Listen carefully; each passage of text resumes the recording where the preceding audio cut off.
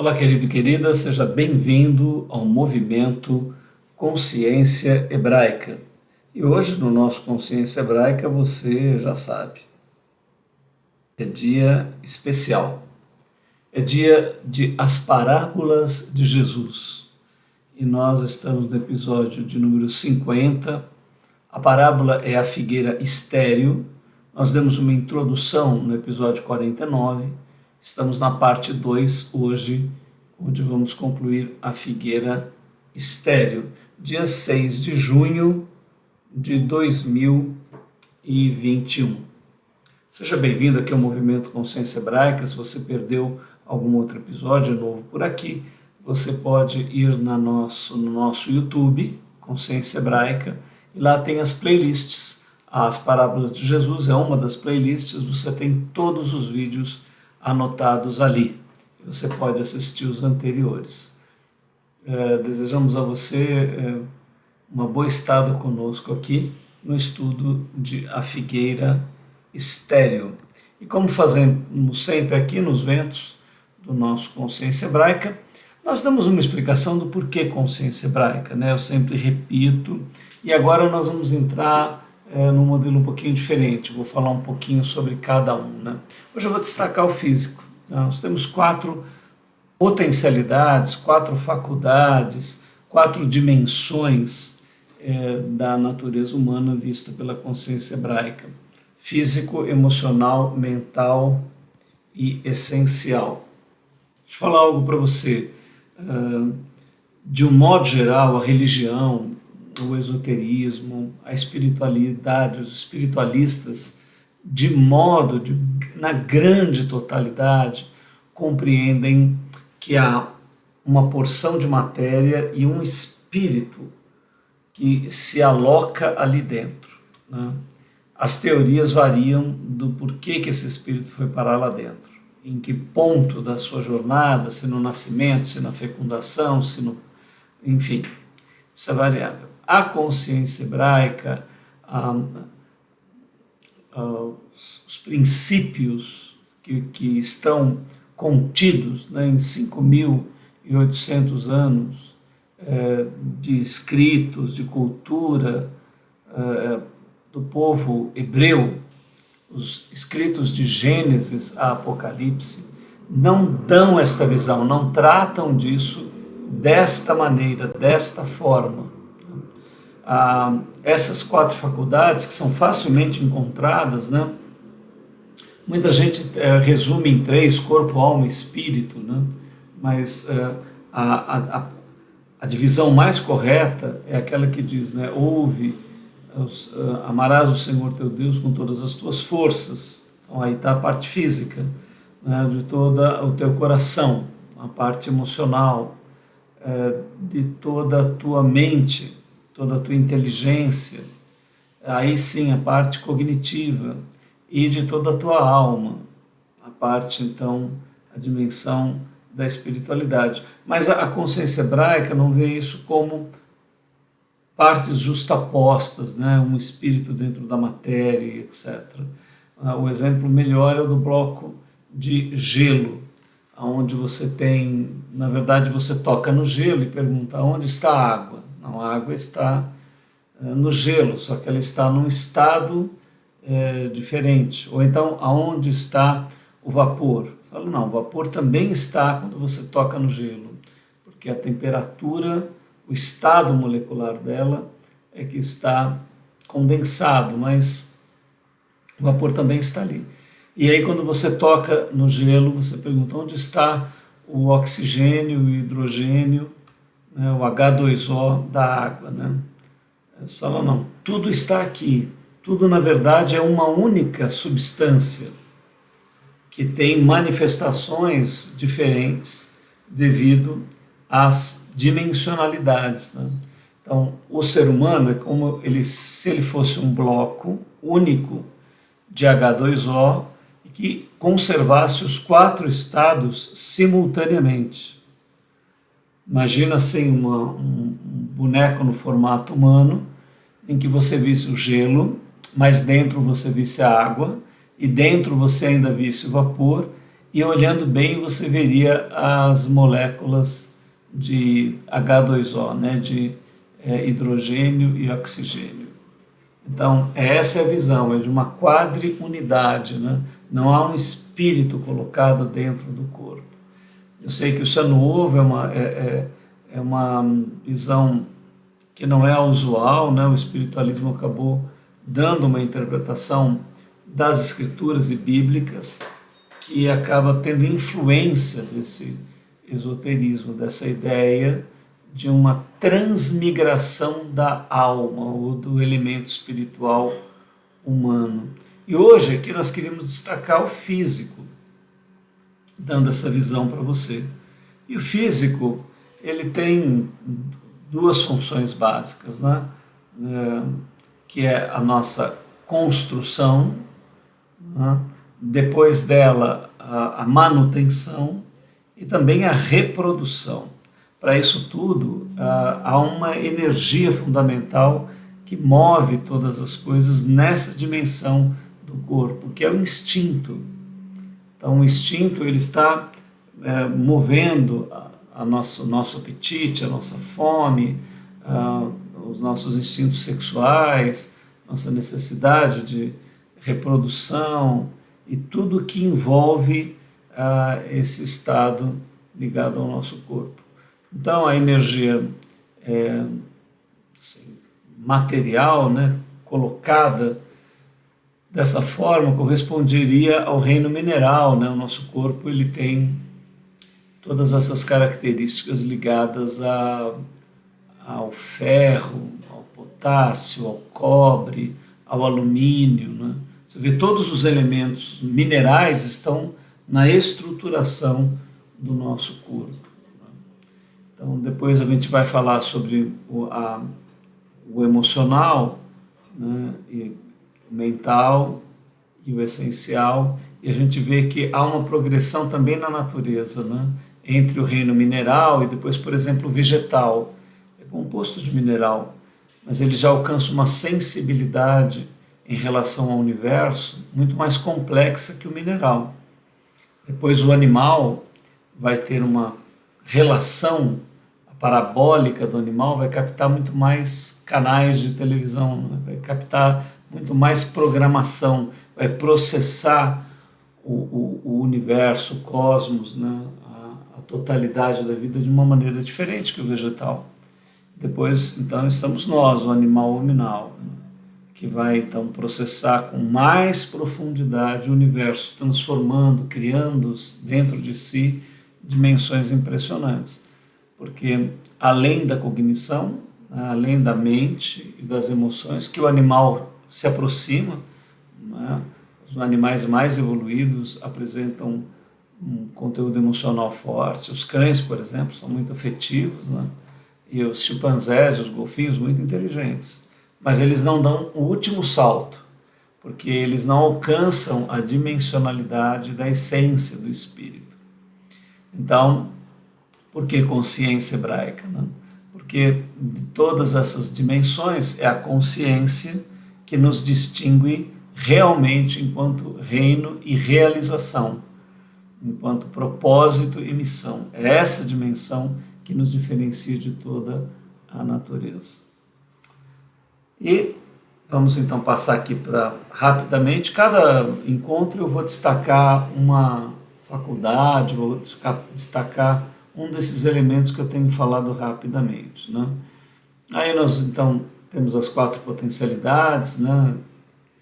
Dentro da faculdade essencial, o hebraico e o judaico, Jesus com uma influência grega, mas nós queremos um Jesus à hebraica, e esse é o movimento Consciência Hebraica, procura o olhar original de Jesus. Parábola e metáforas, né? Parábolas e metáforas são sem comparação na literatura universal devido à abrangência de tudo que elas expõem. E você querendo compreender isso bem, pega o curso inteiro e você vai ver. Desejamos a você uma boa viagem e vamos caminhar para a parábola da figueira estéril. Quais conceitos nós vamos ver, né? No episódio passado a gente detalhou, hoje eu só vou ler. o erro das tabelas humanas para sucesso e o fracasso, nossa moral religiosa como imposições humanas e a ética divina, a nossa desorientação diante dos fatos inesperados da vida. O arrependimento está em nossas mãos, coisas que controlamos e coisas que não controlamos. O arrependimento como ética divina e niveladora humana. A miséria humana, a misericórdia divina e o tempo. A segunda morte. Israel, os gentios e o Messias. Tudo isso vai estar contido nesse nosso episódio.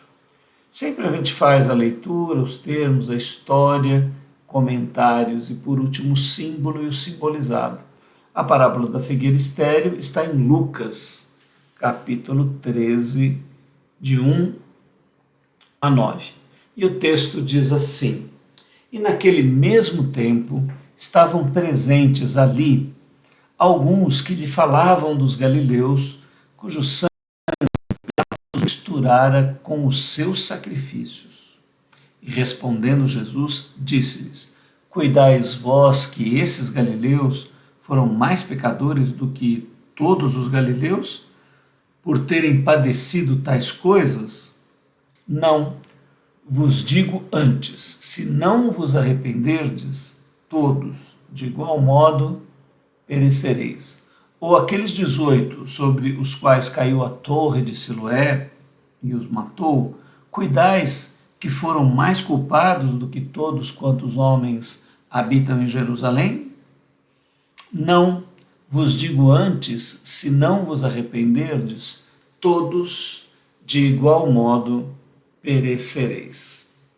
E aqui nós vamos falar sobre vários tópicos, né? As tabelas humanas, uma citação em João 21:18, vamos falar sobre os galileus, arrependimento, que é a conscientização, Siloé e Jerusalém e a segunda morte.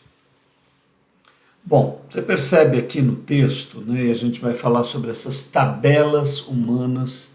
Eu gostaria que você refletisse sobre esse assunto, né?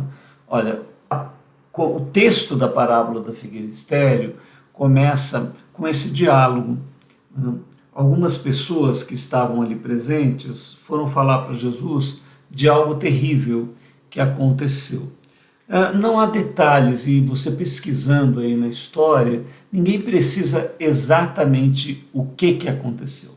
Mas a ideia é o seguinte: a Galileia era uma parte assim considerada, vamos dizer, mais afastada do centro cultural, né? Pessoas eram mais violentas, mais toscas, menos cultas, né? Havia assim um certo preconceito com referência à turma da Galileia, né?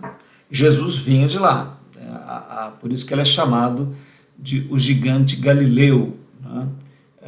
Ele vinha daquela região, Nazaré, toda aquela parte geográfica era mais atrasada, tanto que, por exemplo, quando é falado para Natanael que Jesus vinha de Nazaré, ele falou, mas pode vir alguma coisa boa de lá? Porque era um lugar muito atrasado, muito primitivo, sem recursos, né? Jesus foi criado num lugar muito humilde, mas a sua capacidade de percepção da realidade era sem comparação, a sua inteligência retirava dos elementos simples a maior profundidade de todas, né, que a mente humana pôde alcançar. Então, eles trazem um fato para Jesus, né? E assim, é como se tivesse acontecido esse evento e eles quisessem a aprovação de Jesus para o raciocínio que eles estavam desenvolvendo, né? E que raciocínio era esse?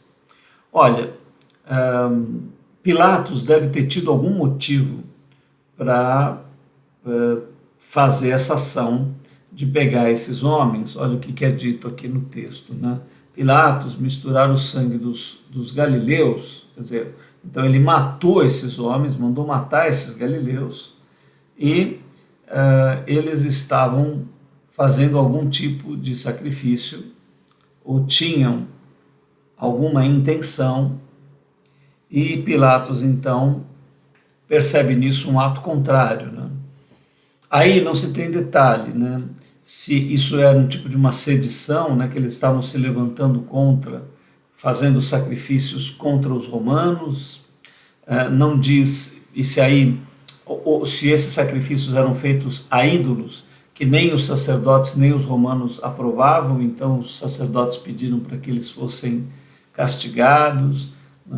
Não há detalhes, mas de qualquer maneira levou esses homens a um fim trágico, a uma morte horrível. E no discurso que eles trazem a Jesus, parece que eles querem dizer assim, né? Aí é que a gente entra na questão da tabela, de que, vamos dizer assim, na tabela divina que o homem pensa conhecer e ter domínio, que esses galileus teriam infringido essa tabela e que, portanto, o que aconteceu com eles foi consequência das atitudes e pecados deles. Essa é uma tabela que muitos religiosos usam. Sempre que acontece alguma coisa para alguém, alguém fica doente, tem um acidente, tem um desastre, alguém morre, outra pessoa sobrevive, a nossa primeira reação é usar essa tabela mística, que ninguém sabe direito quem criou, né? Que é um arremedo de bom senso nosso, de achar que tem uma tabelinha que Deus segue, né? Então, se a pessoa comete esse erro, aí acumula, então Deus se vinga da pessoa, fazendo ela ter um assalto, fazendo ela ficar doente, fazendo o casamento dela ir mal, fazendo ela sofrer as consequências dos seus erros. Jesus não concorda com essa tabela, Jesus anula essa tabela.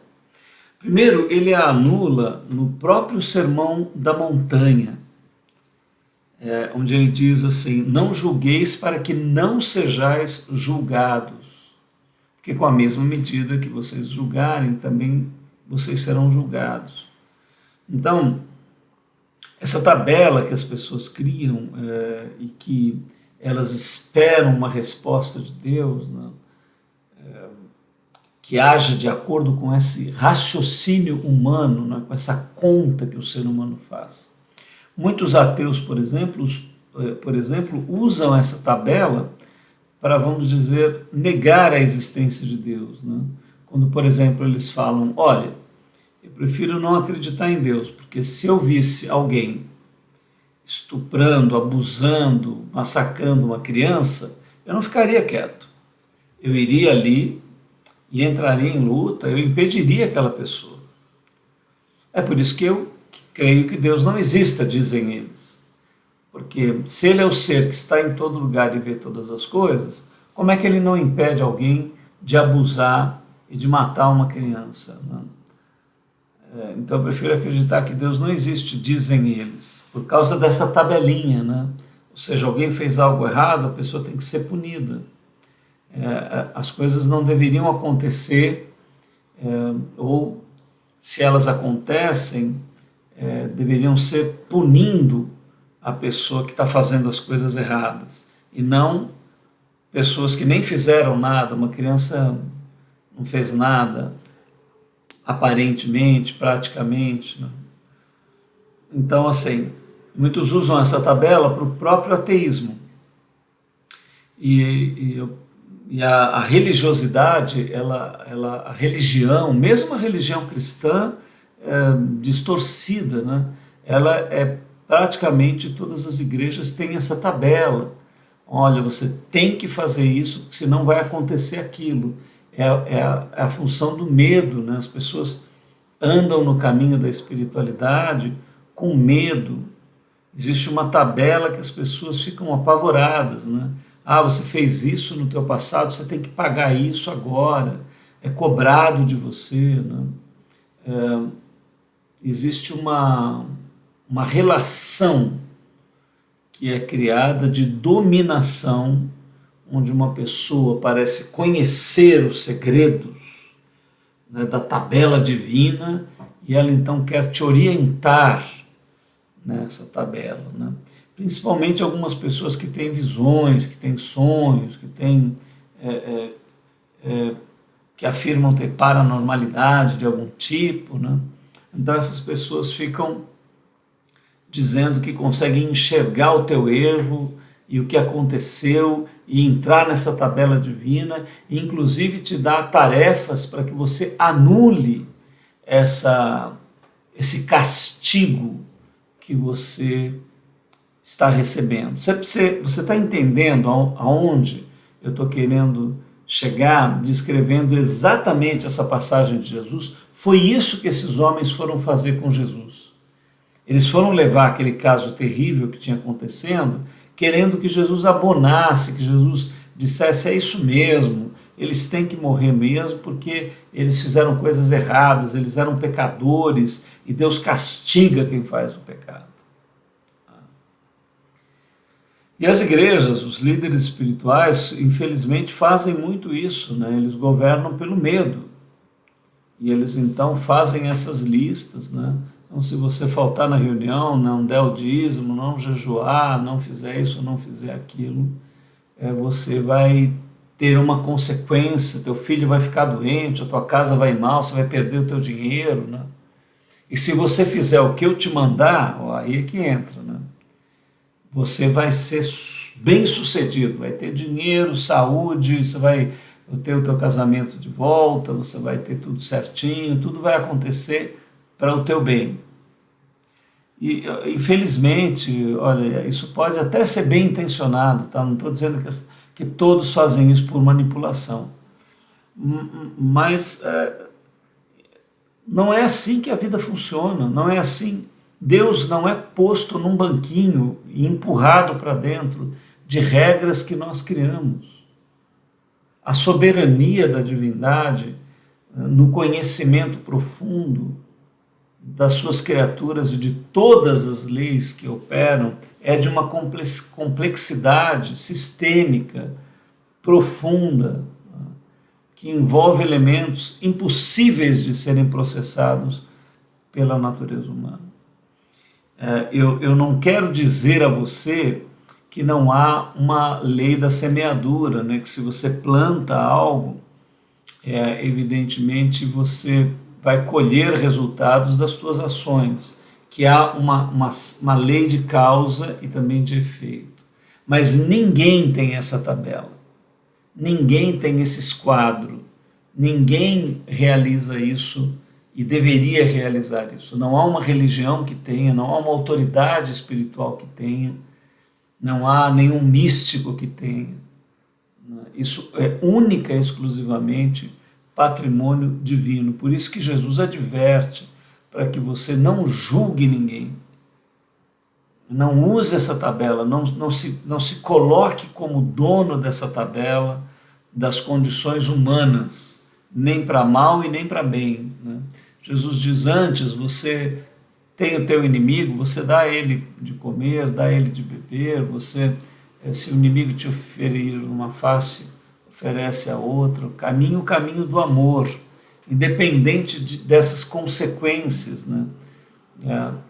Essas tabelas estão muito na lei do talião, né? Que é olho por olho e dente por dente, como se a realidade funcionasse dessa maneira. Jesus diz: olha, a lei tinha esse princípio, que pode ser um princípio primário de orientação, mas ele não é um princípio avançado de orientação. O princípio avançado de orientação é o amor, a misericórdia, a compaixão, o perdão, a restituição, o arrependimento. Essa é a tabela divina, é essa tabela que você deve usar, né? Ela é infalível, o amor nunca falha. Agora, você querer colocar Deus num quadrinho, né?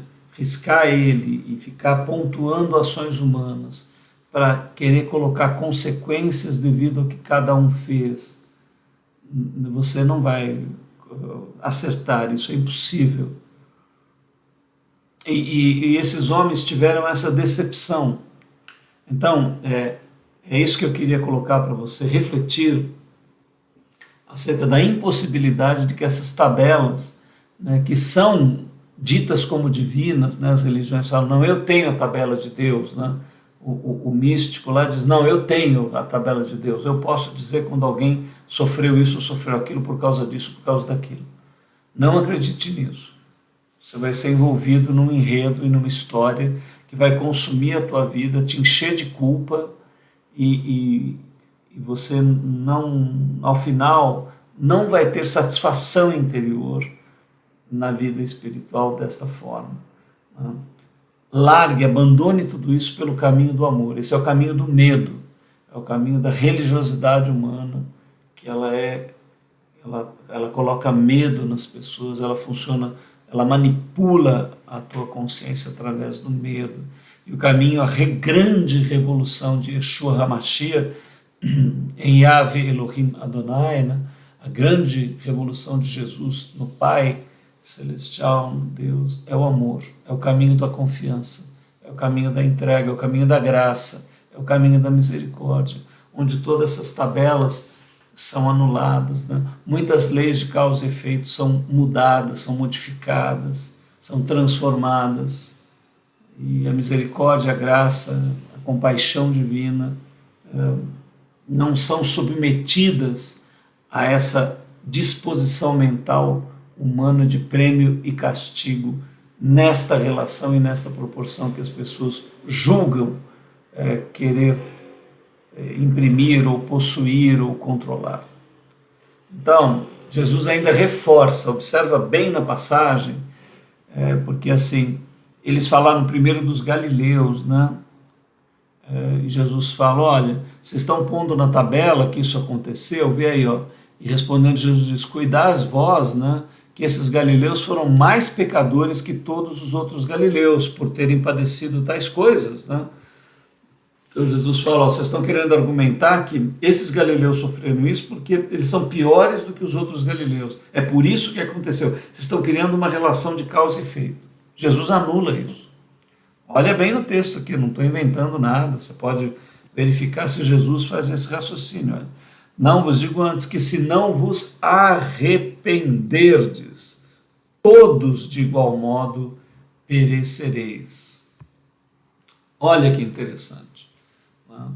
Qual é a nova tabela que Jesus propõe? Arrependimento. Né?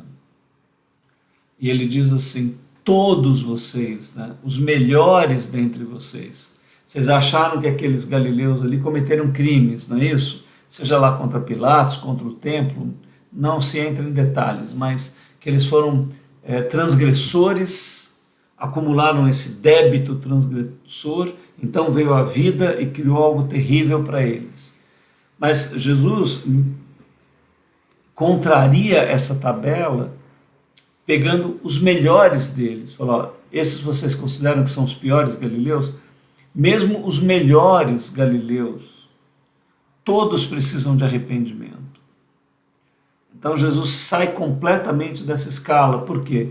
Porque ele chama o homem para o caminho da fé, da entrega, do caminho do amor, do caminho da confiança, onde não há medo, onde há uma relação profunda com o Criador, de amor. Então ele chama a todos e dizendo, olha, isto todos precisam, mesmo aqueles que dentre vocês são socialmente exaltados, né? Vocês têm pessoas que vocês exaltam socialmente porque são beneméritos, porque fazem caridade, porque ajudam as pessoas, mas isso não vale nada, né, se não houver arrependimento dentro dessas pessoas. E o que é o arrependimento? Né? O arrependimento, nós vamos falar daqui a pouquinho, é a conscientização. Qual conscientização? De que há um propósito para a divindade, da divindade para o ser humano. E esse propósito está lá em Gênesis 1:26, que é nós nascemos para nos tornarmos templos vivos da divindade, filhos de Deus. E nenhum de nós tem condição para isso. Este é o ponto. Isso não está relacionado com nenhum ato, com nenhuma coisa que a pessoa faça. Ninguém compra isso, ninguém paga isso. Ninguém tem condição disso. Isso é graça. Só um homem realizou isso. E ele foi o Messias. E agora nós recebemos pelo seu Espírito, por graça, compaixão e misericórdia. Nós recebemos este dom. Né? Então, essas tabelas, só para encerrar o assunto das tabelas, né, eu citei ali a passagem, olha, de João, do Evangelho de João 21:18. Não coloquei aqui, não vou lê-la, mas fica aí a referência para você ler depois. O que essa passagem trata, né?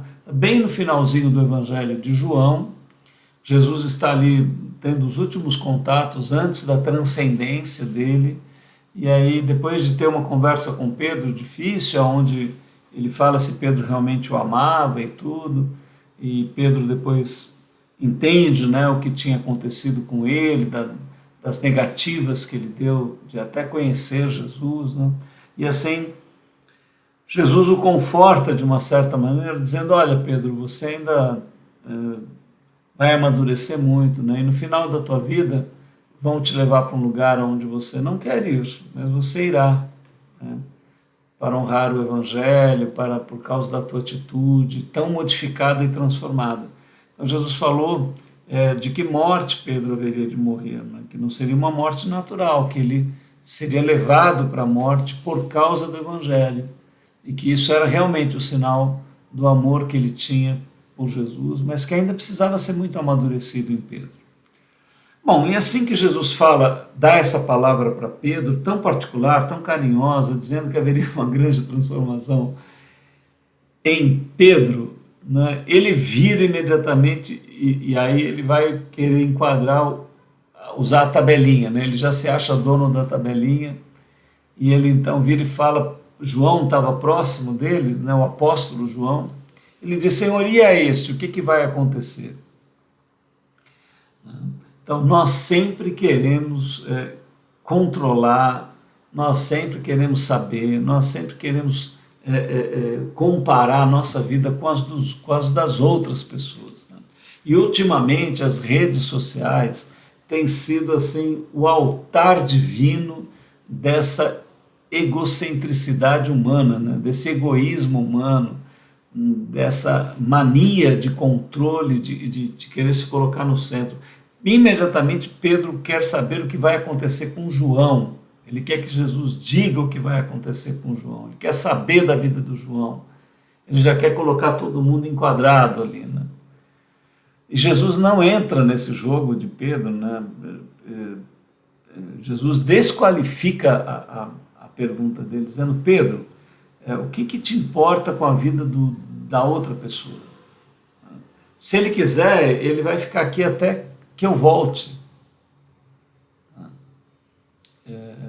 Mas não que isso que Jesus falou, que João ficaria até a volta dele, evidentemente não. Isso até foi entendido assim, mal entendido assim. Mas também foi uma dica de que ele viveria muito, e ele, pela tradição, parece que foi o último mesmo a morrer, já bastante idoso, ele era o mais jovem, né? Então, assim, eu coloquei essa passagem novamente aqui, está aí no rodapé, né? João, para você ver como, João 21:18, como é que nós temos essa mania de colocar as coisas desta forma, né? Então, continuando aqui no nosso texto, né? Jesus fala dos galileus, entra a questão do arrependimento. Então, o que é o arrependimento? É a conscientização. Então, o amor leva ao arrependimento, porque o amor leva à consciência de que nós não temos a qualidade para sermos gerados filhos de Deus. E por mais que a gente se esforce e faça, mais que a gente tenha uma mania de perfeição, de queremos fazer tudo correto e de nos sentirmos como pessoas corretas, mas nós não somos. Quando nós temos verdadeira consciência do que precisa ser realizado, aí nós vamos entender que há uma impotência em nós, uma incapacidade. E isso vem pela consciência. A consciência leva você à dependência de Deus, e ao amor, e à graça, e à compaixão, o arrependimento. Você não se acha suficiente, então você depende do Criador e do Messias. Então, o arrependimento está ligado à conscientização. E aí Jesus, ainda para afirmar bem o pensamento, ele faz mais uma colocação dizendo: olha, ou aqueles 18 sobre os quais caiu a torre de Siloé. Agora ele já não está falando da Galileia, ele está falando de Jerusalém. E os matou, cuidais que foram mais culpados do que todos quantos homens habitam em Jerusalém? Não, vos digo antes, se não vos arrependerdes, todos de igual modo perecereis.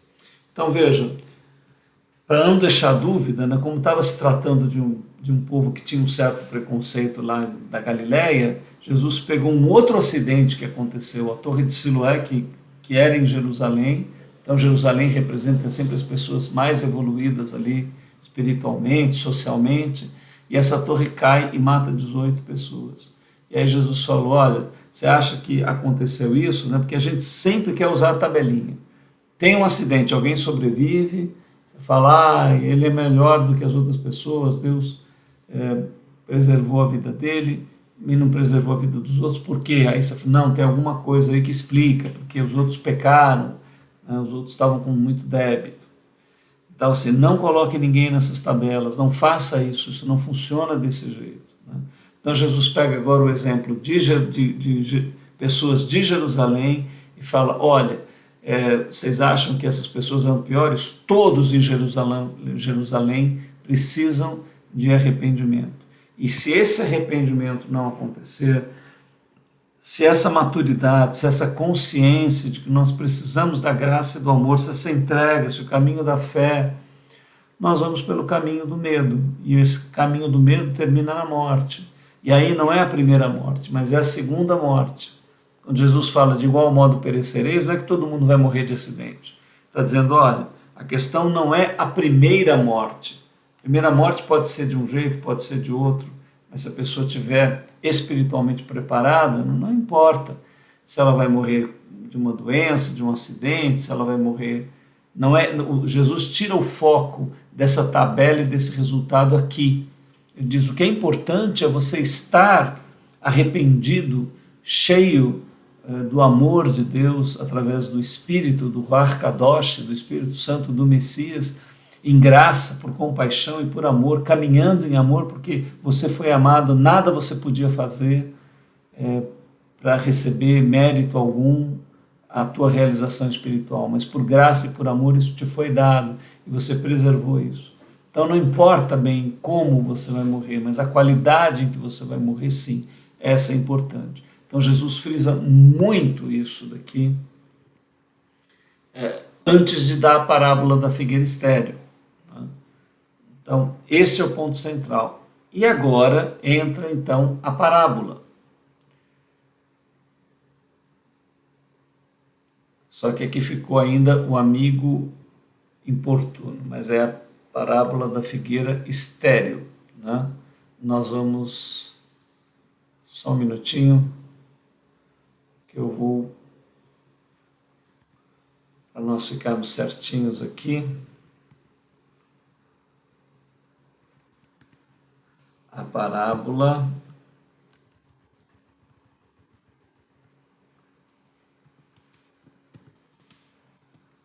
da figueira estéril. Excelente. Maravilha. Vamos lá.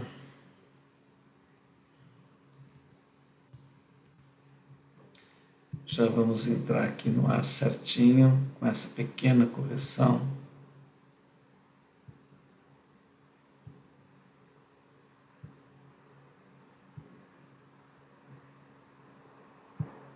Só um instantezinho.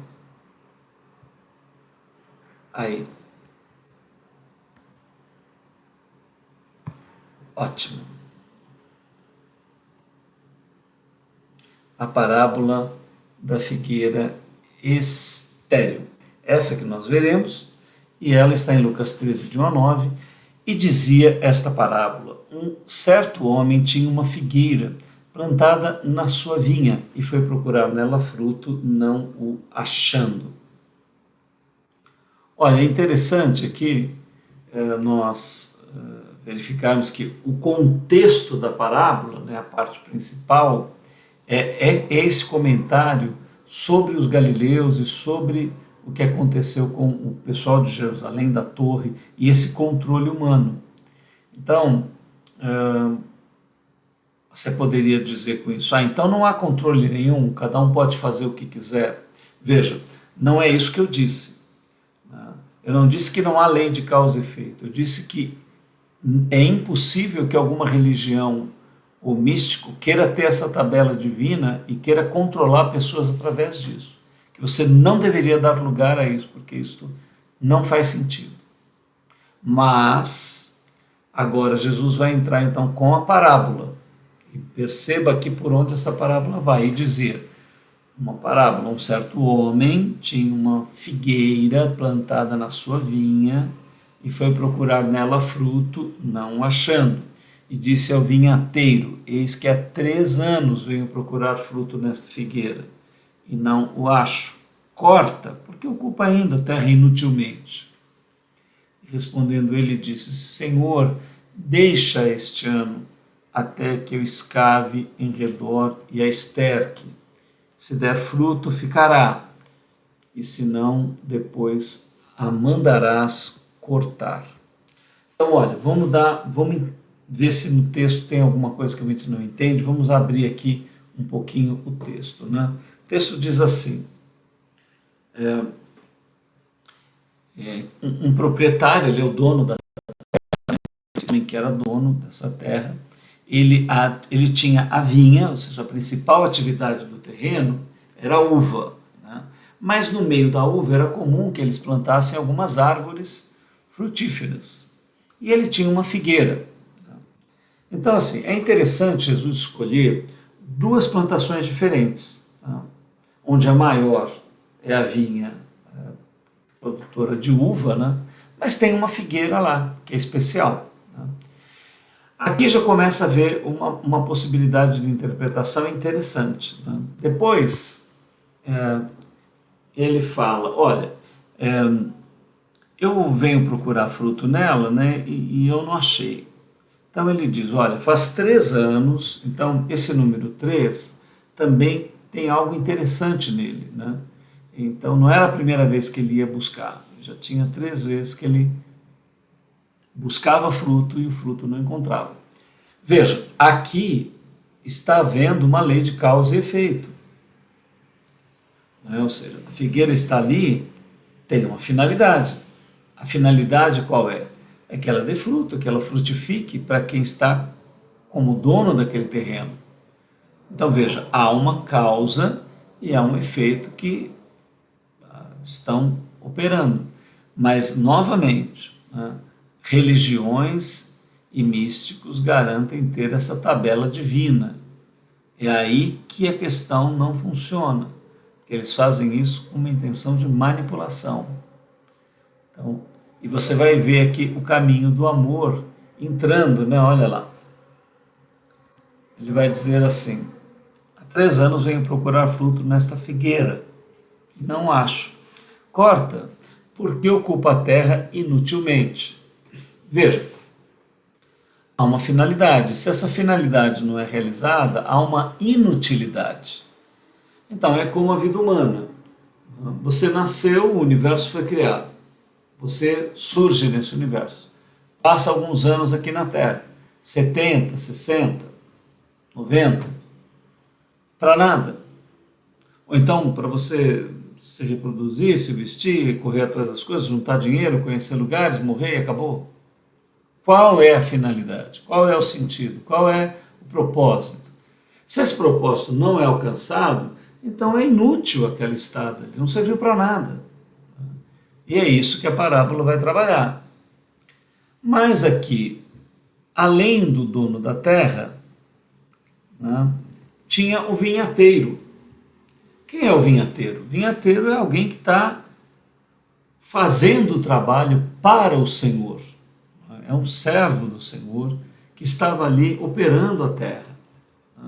E quando ele ouve a sentença da figueira, ele pede um tempo a mais, dizendo, olha, eu vou fazer um trabalho com ela. Então veja, ao invés de punição, você percebe que a parábola fala em amor. Você consegue entender a estrutura da parábola? O dono, ele fala, olha, isso está inútil, eu vou cortar. E aí vem um gesto de intercessão, de amor, dizendo não, vamos investir nela. Ela está fazendo uma coisa errada, não está produzindo fruto, né? Nas nossas tabelinhas humanas já tinha que vir castigo na figueira. Não. Vinhateiro diz, não, eu vou escavar, eu vou cercar ela de amor, eu vou colocar mais esterco, eu vou cuidar dela, vamos fazer tudo por ela. É isso que as religiões não fazem, né? É isso que os esotéricos, os místicos acham que tem uma tabela de karma, uma tabela de punição, e aqui a coisa não está funcionando e a tabela é de amor, né? É de cuidado, é de carinho, é de graça, é de busca. Então eu queria que você entrasse no espírito dessa parábola da figueira estéril e visse que o vinhateiro é amoroso com ela, né? Respondendo, ele disse, deixa este ano até que eu a escave em redor e a esterque. E se der fruto, ficará. E se não, depois a mandarás cortar. Vejam, evidentemente, a vida não vai obrigar você a amar. Você não pode amar obrigatoriamente, isso não existe. Por isso que é o arbítrio, por isso que a divindade deu liberdade para o ser humano. Isso é imagem e semelhança da divindade, é nós termos certo arco de liberdade. Evidentemente, se nada funcionar do amor de Deus e Ele te ama até o fim, Ele te busca até o fim, Ele vai atrás de você até o fim, aí sim vem o corte. Então, acho que entendendo o texto, nós agora vamos terminar com o quadro do símbolo e do simbolizado. Né? Vamos fazer as aplicações. Então, o dono da vinha. Ora, o dono da vinha é Deus. Né? Ele é o dono de todas as coisas. Né? A vinha e o fruto é a humanidade, o propósito do Criador. Né? Então, veja, aqui, quando Jesus usa o exemplo da agricultura, né? Comparando homens a árvores, ele está dizendo, olha, há um significado para a vida de vocês, há um sentido para a vida de vocês. Não vivam inutilmente, não vivam sem um propósito, sem uma missão. Há um propósito, há uma missão. Ah, mas ninguém sabe de nada, não acredita em nada, não existe Deus, eu só vou nascer, vou morrer. Ok, você tem liberdade para considerar isso, para ficar inutilmente aqui. Mas há um pulsar da vida, há um pulsar realizador da vida no cosmos. Então aqui ele apela para isso, o dono da vinha. A vinha e o fruto é a humanidade. Agora, a figueira e o fruto é interessante, né?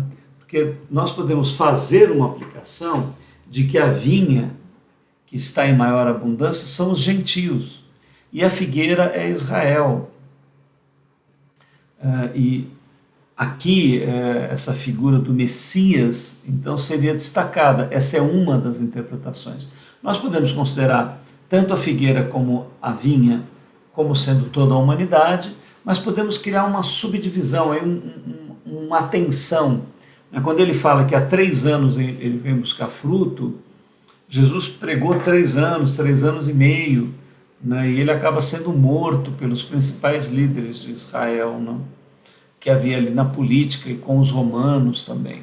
Mas, evidentemente, o Messias é hebreu e veio para os hebreus, veio para o povo de Israel. Mas, naquele momento, ele não consegue dar fruto. E aí, então, ele pede para que haja um cuidado, um zelo, né? um escavar, um cuidar ainda mais para que no tempo oportuno dê fruto. Então, Israel tem uma relação com a divindade que é muito particular. Paulo vai escrever isso depois nas cartas, dizendo, olha, o povo de Israel tem uma aliança com Deus, ele foi usado para a formação do Messias, né? Então Deus vai tratar com eles de uma maneira particular. Evidentemente, todos serão salvos, cristificados pelo Ruach Kadosh do Yeshua HaMashiach, de Jesus o Cristo, é o Espírito Santo dele que vai qualificar todos os filhos de Deus, mesmo os israelitas. Não é Moisés que vai justificá-los, nós sabemos disso. Mas tem um trato especial. Mas também, mesmo o israelita, se ele for opositor ao propósito do Criador, né, se ele não se alinhar com este propósito, ele também vai perecer. independente de ser ter nascido no povo hebreu, no povo de Israel. Né? A vinha aqui está simbolizando todos os gentios. Né? E quem é o vinhateiro? Né? Quem é esse que está cuidando da vinha? É o Messias. Então, o dono da vinha é Deus e o vinhateiro é Cristo. Ele é que vai fazer com que o fruto seja produzido. Ele é o primeiro fruto dessa vide e ele vai então fazer esse trabalho. Os 3 anos é o trabalho do vinhateiro, que é Jesus, né, o tempo do ministério de Jesus. Né? E também, assim, esse tempo que é dado para a figueira é o tempo da nossa vida. Né? Compreenda, até o teu último suspiro, Cristo em Deus vai buscar você, vai tentar amar você, vai tentar te despertar para a vida espiritual. Você pode resistir até o fim, né? Mas você pode ceder para o caminho do amor, da graça, da compaixão e ter a tua vida transformada, modificada. Né? Aí é com cada pessoa vai ter uma relação particular com o Criador. Né? Cortar a figueira representa a segunda morte, a morte espiritual. E o cuidado com a figueira, todas as tentativas da ação divina em sensibilizar o ser humano para a realização do seu ser. Né? Ou seja, lá em Gênesis 1:26 tem um propósito. Façamos um ser à nossa imagem e semelhança. Você nasceu para isso, por isso. Né?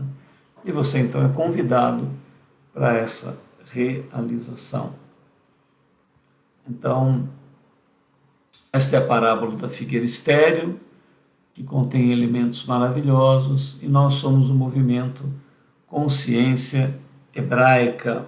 O movimento Consciência Hebraica está lá no YouTube, você pode buscar o Consciência Hebraica. Deixa um like aí no vídeo, né, porque vai te ajudar. O YouTube separa coisas parecidas para te mandar e também qualifica o nosso canal. Se você quiser, deixa algum comentário, isso também ajuda o vídeo. E nós também temos todos esses vídeos no Telegram. Se você não tem o Telegram, é um bom instrumento. Você pode entrar lá no Consciência Hebraica e nos seguir. E também temos no Instagram e no Facebook. Estamos melhorando as nossas redes. Nós desejamos a você graça e paz, né? O Shalom Adonai, o Salem Aleikum, uma consciência profunda da dependência do Messias, da sua graça, do seu amor, do seu Ruach Kadosh, do seu Espírito. Ele que nos dá a qualificação por graça, por amor, por compaixão, por generosidade, por bondade, por prazer, por alegria. Não perca o nosso próximo encontro, a nossa próxima parábola. Aguardamos você.